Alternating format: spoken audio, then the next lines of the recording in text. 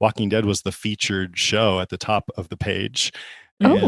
And it was number 6 in like the top 10 watched things right now. So I guess Netflix maybe just knows that the final season's coming up and they put it up there. But I think it's really cool that there's some attention on the show right now.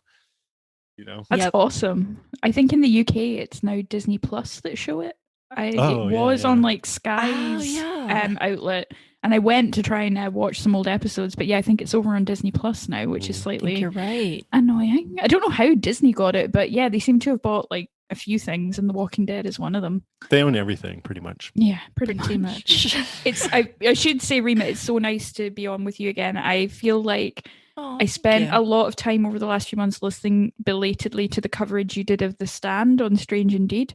So I'm going to try and hold back my questions about The Stand during this Okay. episode, because it Well, was so thank good. you. It was so fun to listen to you and Ben talking about it. So yeah, it's great to all be reunited. Yeah, You should go thanks for on saying Strange that. Indeed sometime, Lucy, I if I may would be so love bold. to. Oh Suggest my it. god, that would be amazing. Yeah, I would absolutely. love that. That would be so Um, cool. Open invitation for you anytime.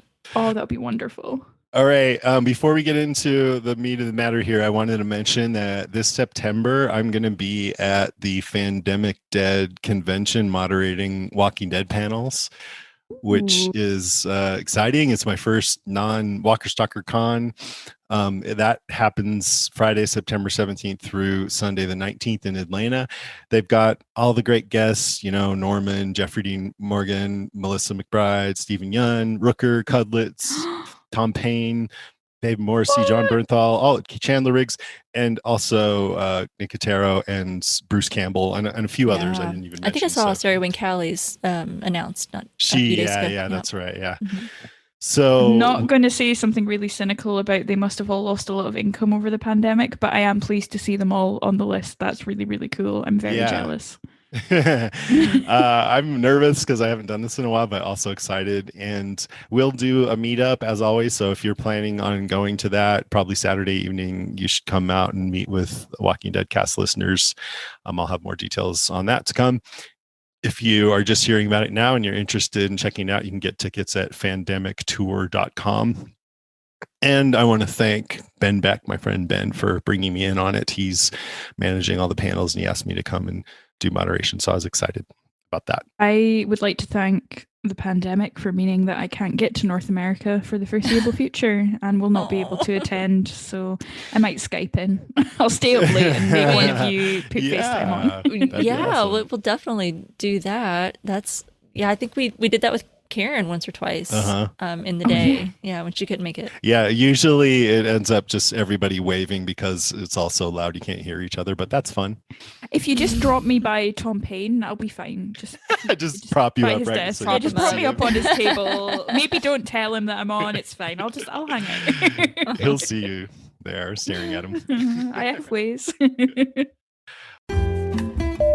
Attention shoppers, Deadcast Top 5 in 5, 4, 3, 2.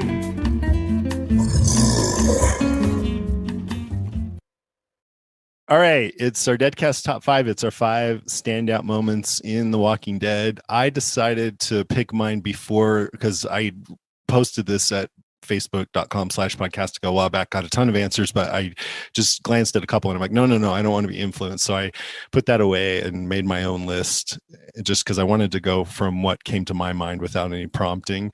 These are not necessarily my top 5 favorite moments in The Walking Dead. They're just the ones that came to me that stood out for whatever reason and came to my mind as I thought about the series.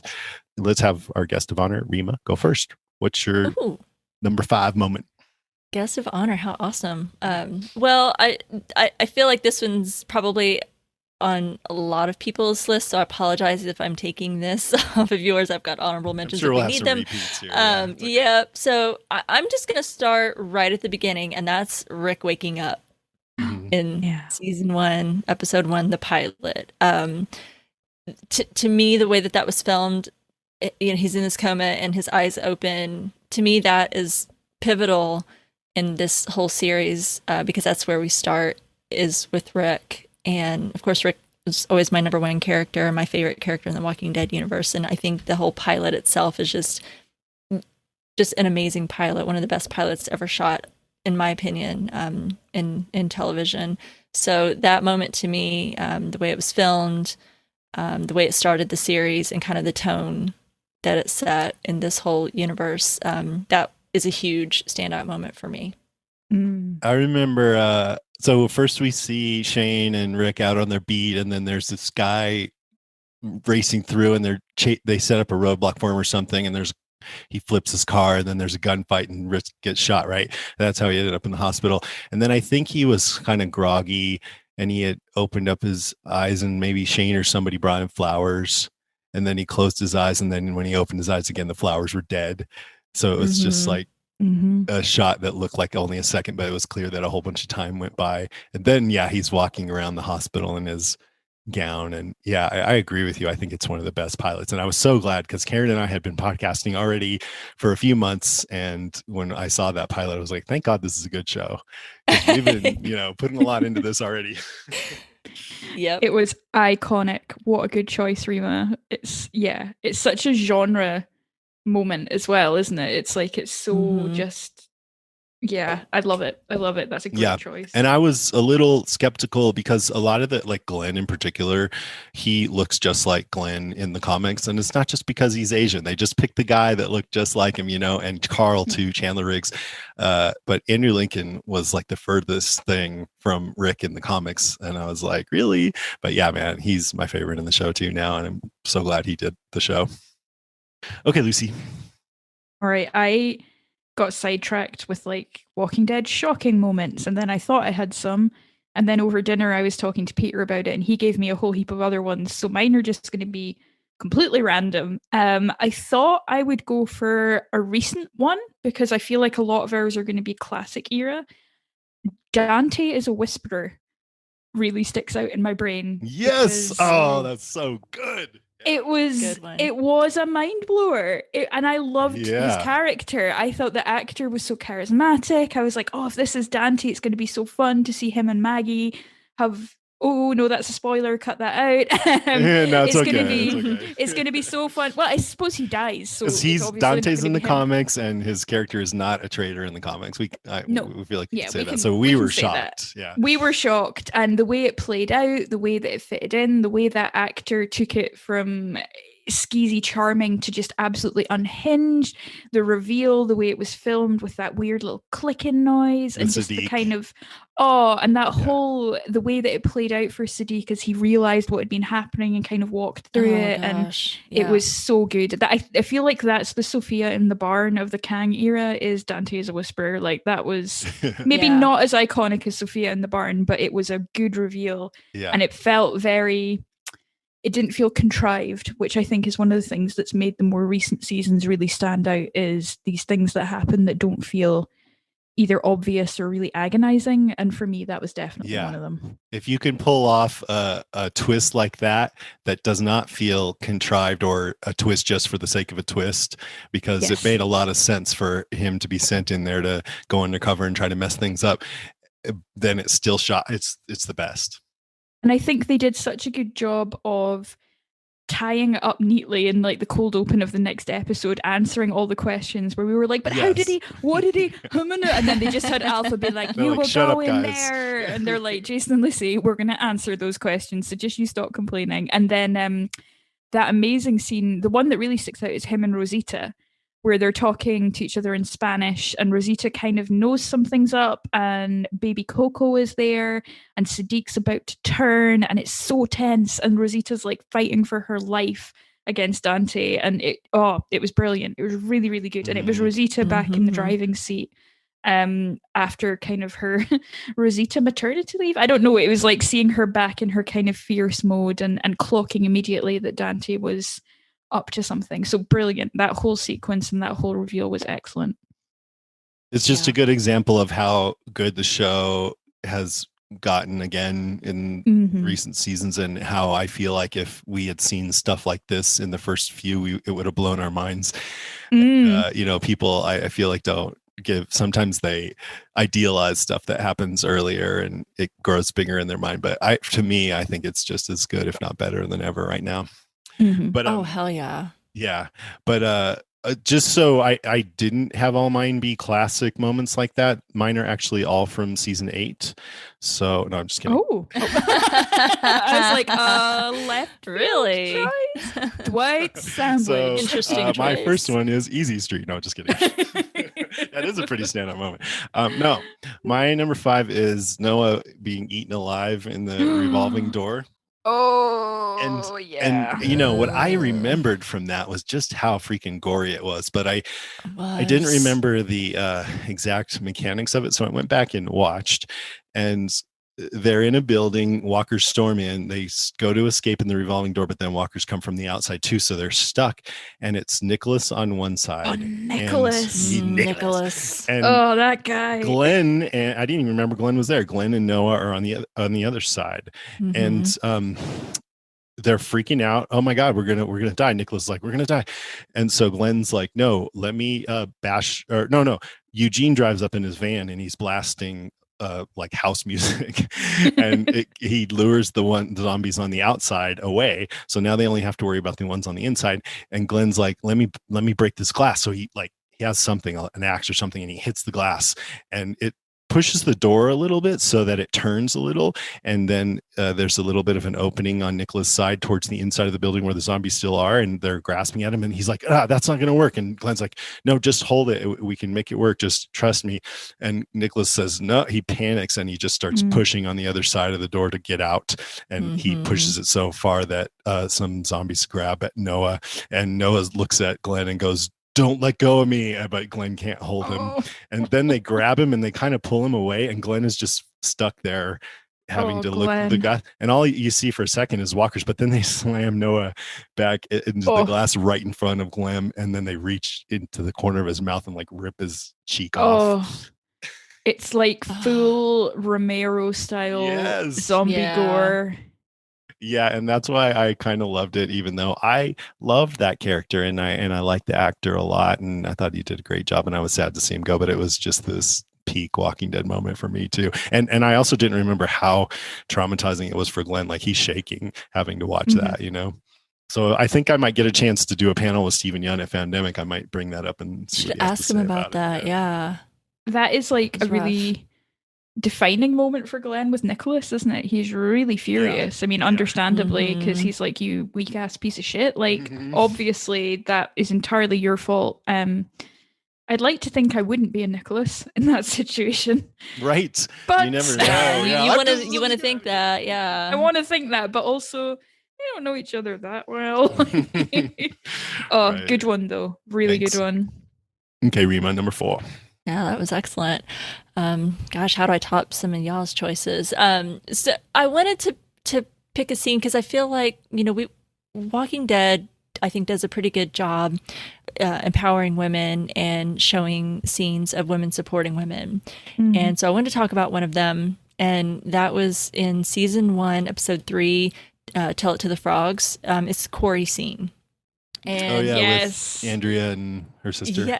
Yeah. Oh, no. This one is the one where all the ladies, we've got Andrea and Jackie, Amy and Carol, they're all like doing the laundry. They're all down there, kind of beating the laundry against the rocks and doing that whole thing.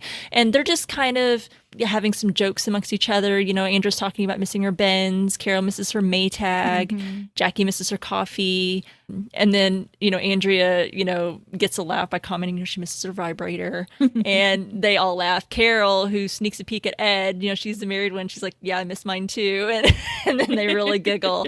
And, and they're just having a good time, and just kind of enjoying each other's company, kind of forgetting about their current situation, right? And just kind of having that, gathering of women. And then, of course, Ed comes over, and he's, of course, the big rain cloud, everything on Carol. And, he's kind of getting on to her about, she should just be tending to her work, and it's not a comedy club, and, just kind of exerting that control that he has over her life. And the rest of the girls try to defend her and, comment about the bruises they've seen on her. And then they all take up for her and step in.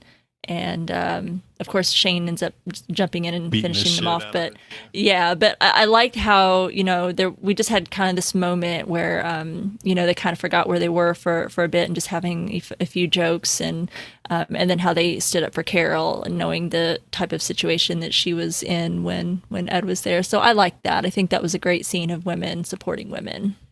It was also the only time I super liked Shane. I think we were all like, yeah, that needs to happen. Yeah. I love that, Rima. I think, and I would love, how we always say, like, what if Shane was around now? Who would win in a fight with Shane and Negan? I'm sort of like, imagine if Ed was around now. Carol would kill him. Yeah. He wouldn't totally stand a different chance. Carol. Yeah. Absolutely. Yeah, I'm sure there were other moments where I just unabashedly had good feelings about Shane, but throughout most of it, it was debatable for me. But that aside, I think he's a great character, and it's so funny how you always go, I wonder how Shane would handle this moment. I wonder what Shane would think of how dark Rick has become, et cetera, et cetera. How Shane would do against Negan, Yeah, we're all kind of obsessed with resurrecting Shane. It's strange because we were never like, what would T-Dog do? Or like, yeah, not Glenn. What was the guy's name? Dale. What would Dale do? Well, Dale would be whining Dale. and complaining. That's what he And just looking shocked in the corner, Yeah. With his bug eyes. I miss Dale. Don't get me wrong. Okay, Do miss Lucy, Dale. number 4. All right. I'm going to go for personally one for me, like one that stands out to me in my head, because when I went to my first Walker Stalker and first met you in person, Jason, the show, I think season 6 was still airing, and there was an episode that aired just after that Walker Stalker, that London weekend, and it was the one where Daryl and Rick go out on a run and meet Jesus, and also Rick and Michonne get together. The Benny Hill scene. And yes, the Benny Hill scene. And that whole episode, and that sticks out in my mind because for me, that's when fandom like got real. And for me, that was like a turning point in the show for me, because I was like, oh, this show's really gonna take over my life in quite a big way, and I'm kind of fine with it. Like, I'd been a diehard fan up till then, listening to the show and things, but that was like a seismic moment. So when that moment where Jesus says, your world's about to get a whole lot bigger, that always sticks in my head. It's like, oh, I feel like he's talking to me, because Tom Paine is always talking directly to me. Yes. But yeah, I liked that episode as well because it was quite lighthearted and quite goofy, and obviously it had it worked. It worked. Humor like that doesn't always work, especially in a dark show like The Walking Dead, but I loved it too. Oh, it was great. And Agreed. obviously Roshon happened in that episode, and it ends with the two of them butt naked standing out their bed ready to kill Jesus. So I'm like, yep, this episode has it all. TV is completed. We do not need any more. So for me, that's one that stand out for a number of reasons, but kind of related to my own relationship with the show. That was a goodie. And it was also before the show got super bummer for a while, so it kind of felt like the light bit before the kind of glum, depressing, kind of traumatizing area. So yeah, that for me was a standout. Yeah, I was so because I liked Jesus a lot from the comics, and I felt like, oh, they really nailed this character introduction. They got the perfect actor. It's really fun to see him get the best of our favorite characters and do his kung fu and everything. And then tragically they didn't do enough with him. He did have some pretty great scenes here and there, but it felt like he was underused and he didn't even get all his plot points from the comic. And I think Tom Paine clearly agreed because he said so. But anyway, yeah, he's great. I love the guy too. I've done several panels with him. He's a super nice guy. I wonder if he ever has the thing of like, oh, I wish I'd stayed when it got good. I left. And although he was in it for a fair bit once Angela Kang took over. He was just underutilized. Yeah. He was there, just didn't get him as often as I think we should have. Yeah, I think he left right towards the beginning of that because they were just figuring out what the Whisperers were. That's in my head. Remember that's when we figured out they were Whisperers because the zombies started knifed in the cemetery. Like, what? Yeah. In my head, he and Aaron had many happy months together before that point. I mean, that's something I think the actors have said as well. Is they're like, yeah, we're pretty sure they were fooling around, but having whatever. Fun. Yeah. Okay. I hope so. I am going back to a classic one from my number 4, and it's related to an iconic scene, which is Shane hobbling Otis, shooting him in the leg. It's not that scene, but I'll describe that just so people remember. So Carl had been shot. He saw this deer, and then Otis accidentally, who was deer hunting, shot him. So Rick carried him to Herschel's farm, which was our introduction to Herschel's farm, to get help and to have him, have a place to be while he was unconscious. Then Shane and Otis went to this high school to scavenge for medical supplies. For medical supplies. And then antibiotics or something. The school is swarmed by walkers, and they had to jump out windows. And I think Shane hurt his ankle, and Otis was just out of shape and overweight, and they were trying to run away, and they were not going to be able to outrun the walkers. And Shane told Otis, "You go on without me. I'll be here, distract the walkers, sacrifice myself." Shane said no. Otis said no. So Shane shot him in the leg and took the medical supplies and took off, and the walkers converged on Otis, and Shane got away. But what stood out to me for some reason in my mind is the very beginning of the next episode, where we see him back at the farm, showers running, steamy bathroom. He's looking down at the sink, and you see locks of his hair falling into the sink. Hear that razor bzzz, and he's shaving his head, and then he wipes off the mirror, and he looks into the mirror with just this really dark look, like, oh, I can't believe what I just fucking did, or something. I mean, just this dark look on his face and shaved head, and it just felt like, okay, he's changed now. And he was, from that point on, he was more like, you need to do what needs to be done kind of person. And I feel like that was a turning point for his character, and I don't know why, but that particular moment stood out for me. That's iconic. A good one. That's cool. He rubbed his head too, which he continued to do throughout the rest of his time on the series. Yeah. Rubbed the back that of was his a good one. Oh, I'm all nostalgic now. I know, me too. Yeah. Going back and watching that felt really nostalgic. And John Bernthal's lustrous curls, they were great. I mean, yes, dramatically it was good. But when you think of Shane, you think of the double just shaved head, right? I do anyway. I don't think of that early Shane. When you go back and watch it, it looks kind of funny. Yeah, it does seem like that's like that's the turn to the dark side. Like, it's done now, my hair is gone. Exactly.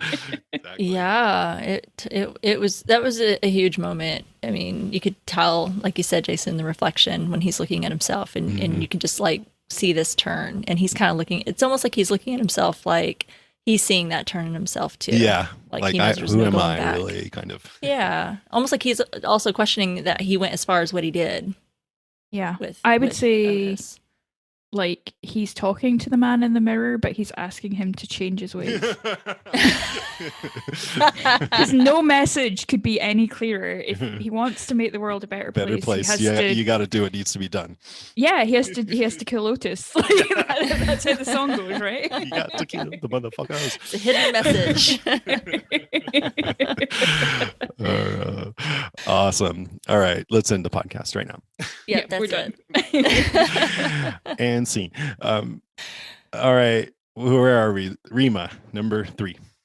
Okay, so a big classic moment, I think, for many folks, and definitely for me, was in season 5, No Sanctuary, when Carol unleashes hell on the Terminus group. I mean, what an amazing season opener. Walking Dead really knows how to open their seasons, and this did not disappoint at all. So this was the premiere of the fifth season opener.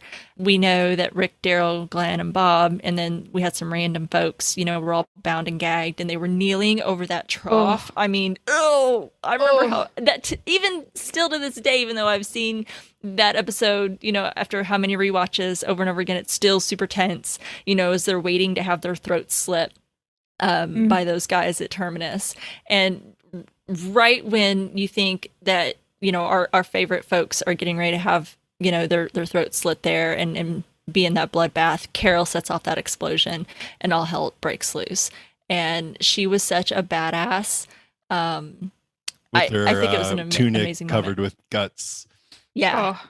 Yeah. She was just fearless, and she just went in and did what had to be done. And she saved the group. She's done it multiple times since then, but just in that moment, it was just, I think, a defining moment. It was a turning point, and it was so great then there, after they were all reunited later in the woods, and when Rick sees her and just hugs her, I thought it was just so great. Oh gosh, that episode had everything. Like that is I think it is my standout episode of the whole show, because it takes you from despair and fear and just this like ridiculous, violent, gory, shocking scene to this empowered, absolutely wild Carol doing what needs to be done. And then at the end, we even get like a heartfelt baby reunion. Like, what more do you want from life? Carol too, I think. Yeah, Daryl and Carol reuniting. Yeah. It had all the things. All the things. Just that way that Rick was like, you did this? I'm like, oh, every time I tear up. I think, and that was Carol had been banished, right? And so that was her reintroduction back. Okay, you earned your way back in. Yeah, like Carol's like, try kicking me out now, dickhead. Yeah, you want to keep going with that? I got explosives here. Yeah. I love that episode so much. I can't believe it wasn't even on my list when I looked at other people's comments. Someone said that, and I was like, holy shit, I can't believe I didn't even have that. But it is one of my favorite moments of all that episodes of all Walking Dead. And what really stands out for me, I mean, they're all lined up the trough. You see Sam, who's I forget the actor's name, but he's Robin Taylor Hall, Robin Lloyd Taylor. Just nouns, but Robin's at the start of them. That guy. Yeah, he was the Penguin in Gotham. Mm-hmm. But he gets whacked in the head with a fucking bat. What? Bat! His heart and throat slit. Yeah. Okay, next. Just ruthless. And blood pouring down into this trough. And you see our people down at the end. Oh my God. And then I think Gareth comes in with his clipboard, and I just love this character because he's so casual about it. He's just like, oh, wait, did you guys? He's like rattling off some stats that they didn't take care inventory, man. Yeah. And he's got this nonchalant cat, and he'd done that a couple times before, or at least once before. And it just made that really unique, that character's disposition about all it. Just, and this is just, it's just cattle, I guess that's how he sees these people. But anyway, yeah, I loved all of that. I can't believe that's a Gimple episode. Like, I can, because this is like before it was like quite the Gimple era properly, but it's such a good episode. Like I can't even grudge him that. It's so good. Well, I can believe it because I think Gimple rocks, and he's a great writer, and he probably ran out of steam or something because, and also he made the mistake of dragging on the Negan stuff too long. So he's not perfect. But when people say, oh, Gimple, he's the worst, I'm just like, dude, some good ones. Gimple is, if it wasn't for him, I'm not sure Walking Dead would have achieved the heights that it did. I don't think so. So I always want to give him some credit. Yeah, I think it can happen when people become showrunners. I think sometimes amazing writer doesn't always make good showrunner. Like it can, because it's happened with Doctor Who once or twice. And but he was the showrunner in that season and the previous season as well. Like you say, maybe he just ran out of steam. Yeah, I don't know. But that was definitely a peak. That was bloody great. Well, and I think the decision that a lot of it, but I think the decision that they made also in that scene, because they didn't tell our guys what was going to happen, like they didn't know what to expect, and so when they see them getting whacked in the head and then slitting their throats, the looks on their faces are genuine, because they're like, what the F is happening here? Oh my gosh, this is terrible. What's happening? So I think the decision to do that, I think Nicotero directed that episode, as he directs most of the season premiere episodes and a lot of the finales as well. The decision to do that, I think, was a good choice. I think looking back on it, like I'm having a brief look at the Wikipedia entry, and there's a few things that some people, like cast members, have commented on about how like violent it was and how surprised they were they would make it on TV. And like Bear McCreary tweeted, "Don't let children watch The Walking Dead tonight." But it's funny because I wonder if that kind of fed into what ultimately kind of brought the Gimple era down, which is they kind of upped the violence to the extent that when the Negan scene happened, it was almost like it had gone too far. It was like, no, we don't want to see. We want to see like this kind of wild set piece violence where there's no, it's crazy and there's stuff happening everywhere and they're going to get out and it's all perilous, but we don't want to apply that same kind of brutality to these characters that we love so much. Yeah. And we don't want to see it in the same way. So I wonder if it's like kind of that thing where, well, it worked once, so we'll do it again. But they did it just a little wrong and we didn't like it. And that's when it all started to go a bit wrong. Something about the way it was grounded. Yeah, a little too much. Yeah. And I mean, in the comics, Kirkman, he has this kind of devilish, like, I'm gonna fucking shock you guys way about him. You're used to the heroes living, but check it out. Shane dies in episode 6. I mean, I guess he wasn't actually a hero, but he was like one of the main characters. And that just kept on going. And in the comic, you see that with Glenn, it's like you could tell they used it for inspiration, his eyeballs popping out and everything. Yeah. So they just were like, hey, it's worked so far. Let's follow Kirkman. But I think, by that point on the show, you feel much more connected to the characters with a film, than you do with printed page like that. And so it was just felt like too painful for people to see Glenn and Abraham go down like that. If they had been strangers, it wouldn't have been so bad.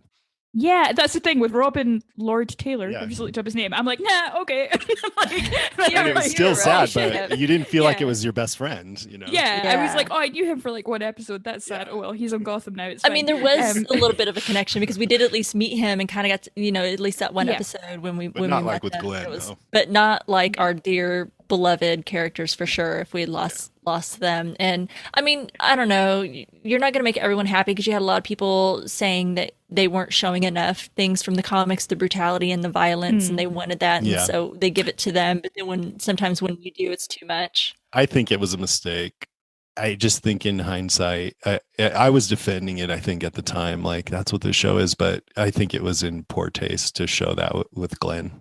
I think it's funny, we've been watching, I'm sure we'll talk about these later, we've been watching the 2 Origins episodes that have been out, and it's interesting when they show the lineup, they don't show that anymore. They sort of show around the lineup and the swing of the bat. They showed it hitting his head, but they didn't. Yeah, they didn't show the eyeball, Maggie, the eyeball shot. Yeah. Oh, I think the other thing that makes me think that 5-1 is a great episode is it's the only time we've ever complained about not having a villain for long enough. Like, I think we tend to go, it's been a while now, can we wrap this up? Whereas 5-1, it was like, well, Terminus is done. Like, they come back briefly in a few episodes for the kind of Bob barbecue, but you felt like you could have had more of Gareth. Like, part of me was like, he's so good. I want more of this. Absolutely. And I think it's better to leave people wanting more than to wait too long, but he could have got at least a couple more episodes. And for people who have joined up with the podcast or, started listening after that, if you go back right after that episode, we had, the actor that plays Gareth on, I can't think of his name. Anyways, Andrew J. West. Jay West, who's another just such a nice guy, a gentleman. And, I was speaking with him as if he was going to be on the show for a while because that's what I thought. And he, of course, didn't give it away. But anyway, if you want to go listen to that, it's a great interview. I think he also tells an anecdote, like for his audition, they just had him read like a really boring office role. Yeah. And that's how he got it. They're like, can you just read? And he's like, it's like something out of The Office. It's like, the order hasn't come in today. Grab so this I'm going clipboard. He was so great in that role. For the short amount of time, he stands out for sure. He was one of my favorites. Like my favorite line ever, which is when he's like talking to Bob, I think, and he's like, and my mom and my brother also dead because of Rick. And I'm like, yeah, you're not wrong. It is kind of true. Not so bad to look at either. Oh, very pretty. He's easy on the eyes. Yeah. Okay, it's my turn, right? No, 'tis I. I'm sorry. I thought that was yours. Okay, go ahead. What do you got? No, it was one of mine, but I'm going to pull out from the reserves.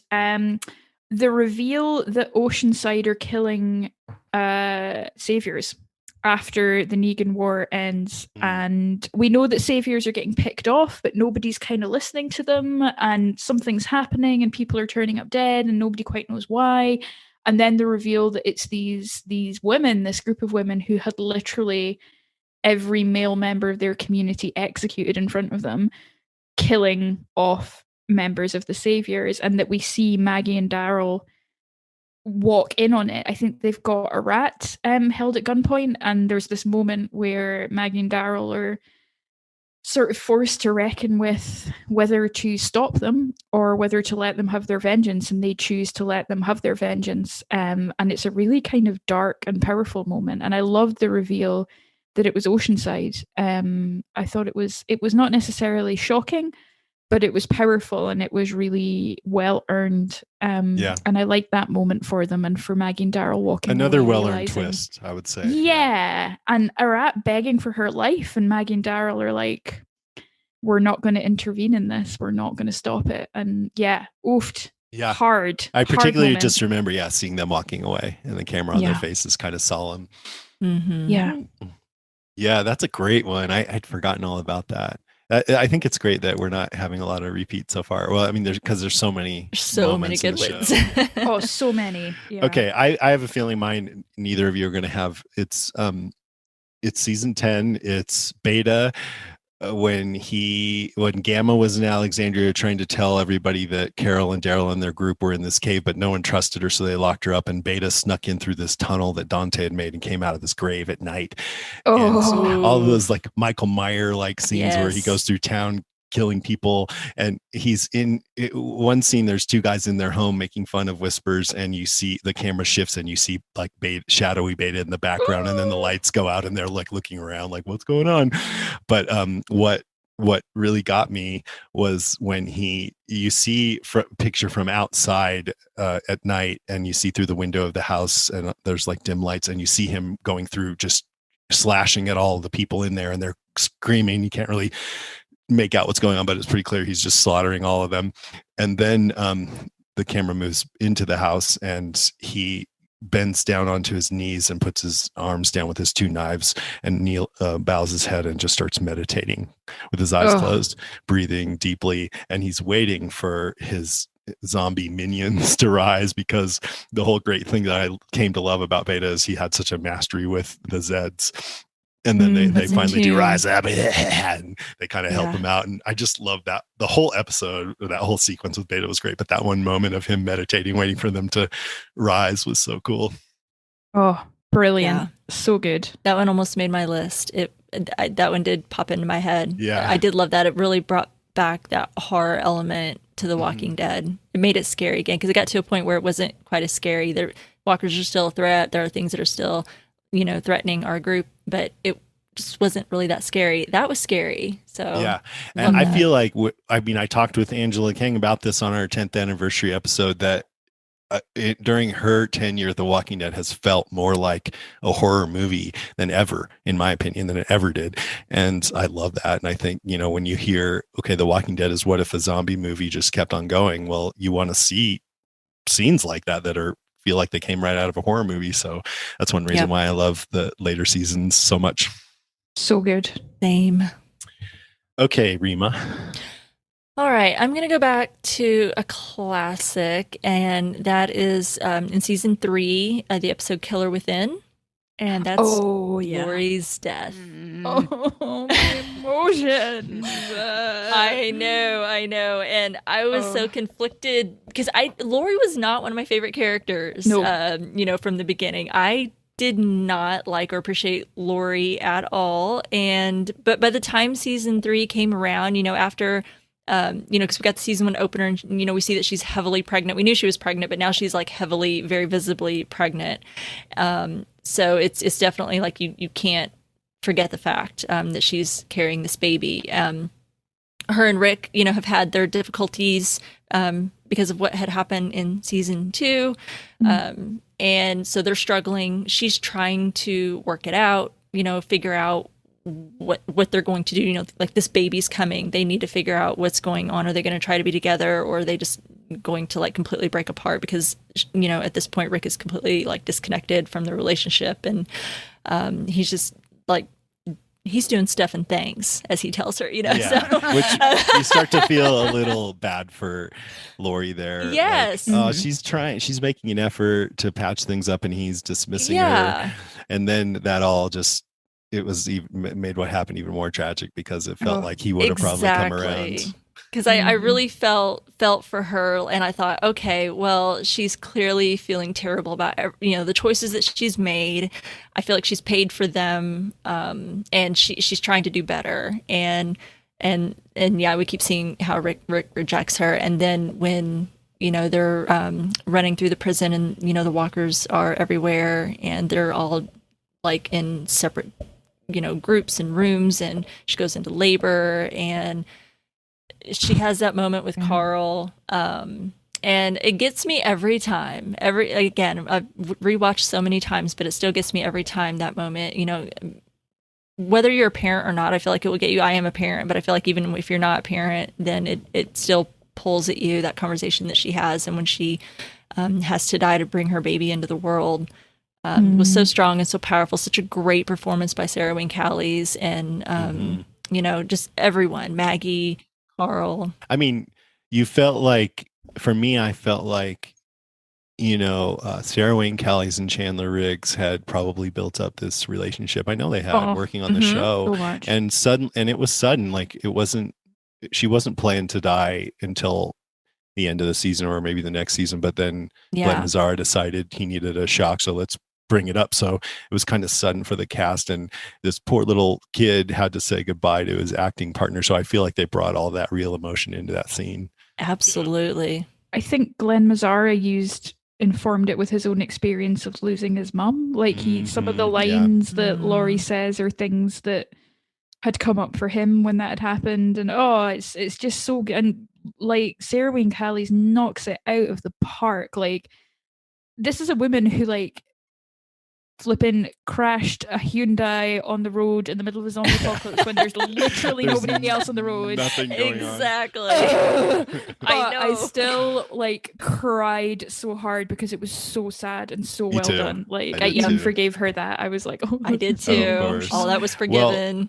I went back. That's my number one moment, and it's the moment that don't be sorry, but of course I figured that would come up for you guys, and it's the moment that I felt the most watching this series. I just felt the most intensely about, and I cry when I watch it too. And I went back and watched it again, and I guess I've had such practice at criticizing Fear the Walking Dead that after watching that, I felt like so what happened was this prisoner Andrew let zombies out because he hated Rick, and so they all got surprised and they scattered, and they were deep in the bowels of the prison in this boiler room, Maggie, Carl, and pregnant Laurie, and she's going into birth, but she's not dilated and she's bleeding, then after they do that, they cut her open and take the baby, and she dies, and Carl has to shoot her. Then they just walk out, and I'm like, why didn't you fucking walk out? Try walking out first. It was because they needed to have the scene, of course, and I wouldn't change it for anything, but I did feel like, that feels like a tragic thing. They could have, it seemed like it would have been easy to just walk out. So I don't know. Anyway, I don't want to focus on that because I think it is an amazing scene, so much so that I have the clip of it. So if you guys want to hear it. Yeah, I don't know if you do, but I'm going to play it. Here's Laurie and Carl. Oh, you see my old C-section scar? I can't. You can. You have to. Carl? Baby, I don't want you to be scared, okay? This is what I want. This is right. Now, you take care of your daddy for me, all right? And your little brother or sister, you take care of them. We'll have to do this. You're gonna be fine. You are gonna beat this world. I know you will. You are smart, and you are strong, and you are so brave. And I love you. I love you too. You gotta do what's right, baby. You promise me you'll always do what's right. It's so easy to do the wrong thing in this world.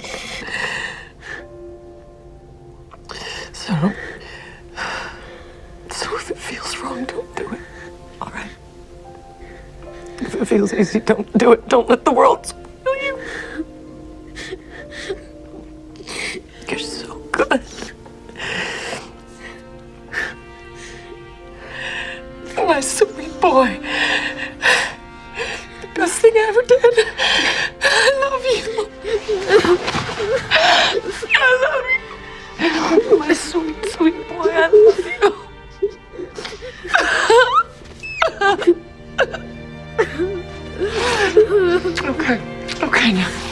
Okay. All right. Well, I didn't know I was gonna need tissues for, I didn't for this need episode. didn't need my emotions today. So it's a good thing that Yeah. they're all. Just as you played that, this epic rain cloud has come over my house. Like, I'm not even joking. It Yeah. started raining outside. Like, Well, I'll spare you the next part, which is where the C-section happens. But Yeah. then I feel like. go ahead. I was gonna say, I feel like it's Oh shit. Maggie. Go ahead. I'm getting played off like at the Oscars. I'm like, the Cut her off, screams of cut a her off. dying pregnant lady. Yay. Grab the hook, pull her off the stage.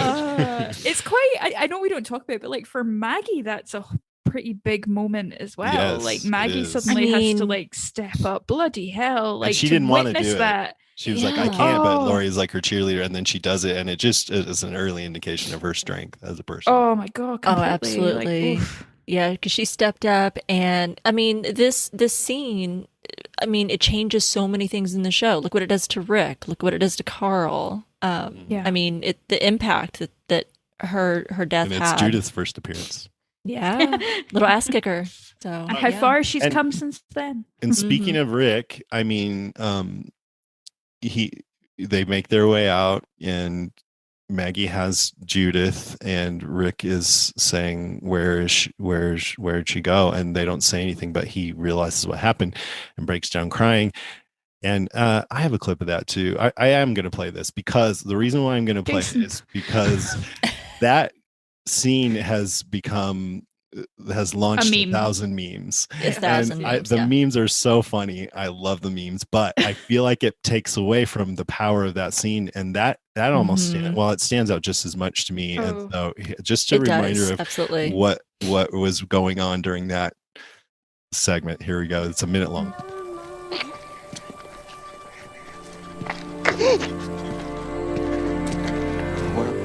Where is she? No, Rick, no.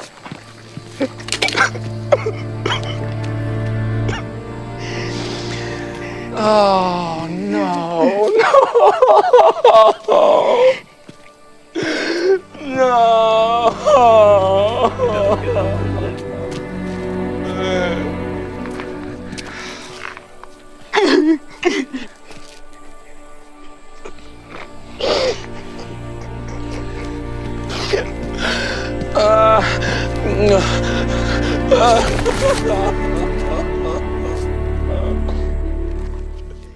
Okay, no more clips, I promise. Oh my god, I Jason. have no more tears for today. I'm fresh out. But I just Andrew Lincoln, I admire him so much. And He understood the assignment and He sure did. is so good. I mean, yeah, that one was equally devastating as well. Not just Lori, but his reaction, I think, was totally ugly crying every single time I watch it. Ugly cry. Yep. Okay, let's move on to some happier ones. No, I'm just kidding. My other one is just as bad. 'Cause there's but so many. Where are we again? It's my number 3. It's my 2, I number think. 3. 2. Yeah. Oh god. Okay. I'm over it. I am gonna pick Clear. Because Clear was a standout episode, and I'm annoyed at myself because I have let Fear of the Walking Dead tarnish my love for Clear, because I feel like now that we see a bit of where Morgan ends up, I'm like, god damn it. Because the thing with Clear is